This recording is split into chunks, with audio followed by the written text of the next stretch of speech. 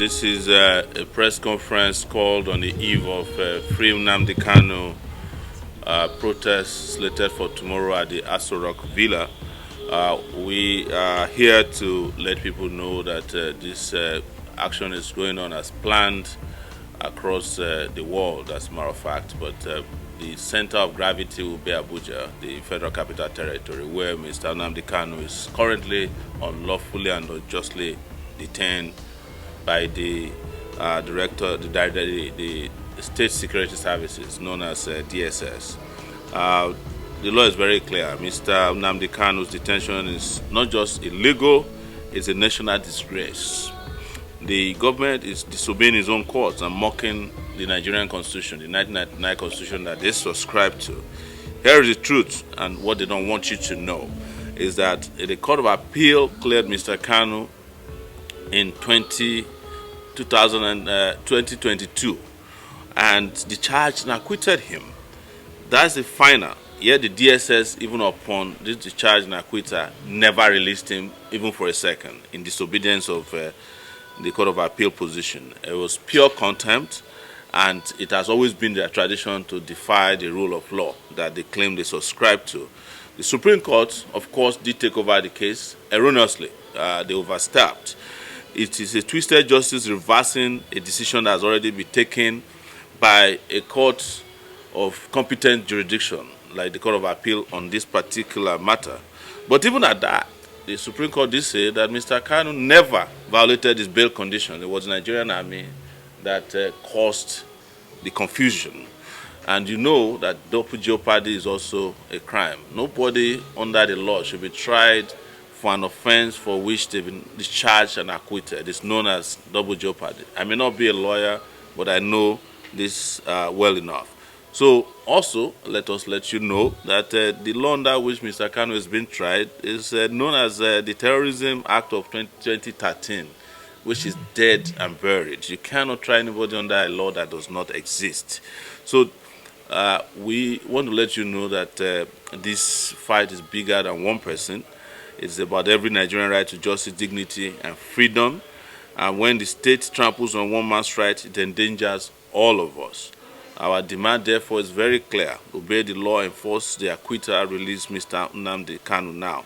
So tomorrow we will be out there, and we want to also clarify that there is no court order issued against the protests.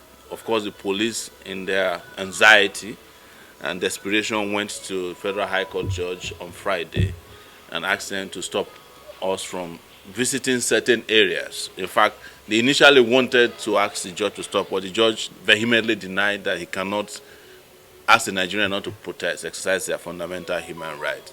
So they granted a limited order. And the judge, in his number 3 order, said they must serve the defendants. They must serve the defendants by Friday. We have not been served. I only got to hear about the order through another person, and the order has lapsed because, as an ex parte order, service is the only thing that can activate an ex parte order. That has not been served. So we are going ahead tomorrow, and we will march peacefully, powerfully, and legally on the streets of Abuja, and anywhere you might be. Our own position is that this must be completely peaceful protest, and we hope that at the end of the protest, common sense will prevail and will bring Mr. Nnamdi Kanu home. Oh yeah, we went to the police on Friday. We visited, was it Thursday? We visited the Nigeria Police Force FCT command because they sent a letter to, they called the lawyer who had written them a letter. I accompanied the lawyer there, Barrister Maxwell Opara, who is one of the lawyers to Nnamdi Kanu, who had written a letter to them. So when I arrived there, they said I was not invited. So they apologized to me, and so, but I was there on, I think it was on Thursday, right?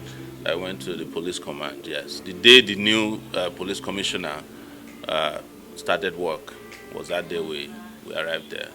So we also want to make it clear that we've heard that the police commissioner who is newly arrived was given a marching order to be high-handed tomorrow. We just want to warn him that he's a member of Nigerian police force and not a private mercenary force of any political party or politician or special interest, and that nothing must happen to any of the protesters tomorrow. The job of the police is to protect, and anything short of that to be an international crime. Well, I just read to you that the case had been completed in court as far back as 2022, when the Court of Appeal ruled that his extraordinary rendition and his trial was null and void, discharged and acquitted him.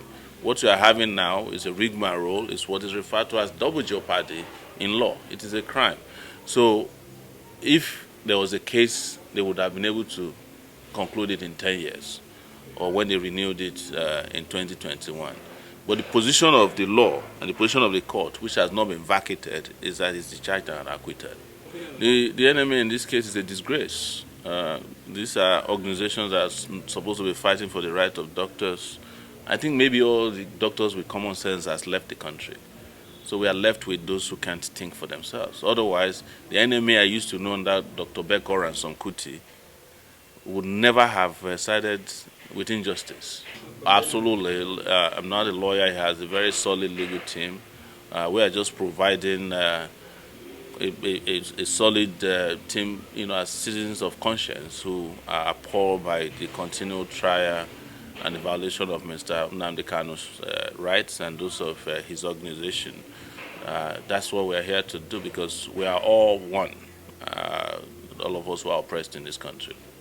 Yes, I'm in a better position to tell you because I also get unjustly tried by the Nigerian state through our court system. Just 2 weeks ago, I was in 1 week charged to court for offenses that were not only nebulous, frivolous, but violated even my own personal dignity, and they were done by judges. So this is also a challenge to our judges and the Nigerian judiciary to go back to doing the work of what is just and legal. No, there's no decision, let's be very clear, there's no decision from the court not to protest.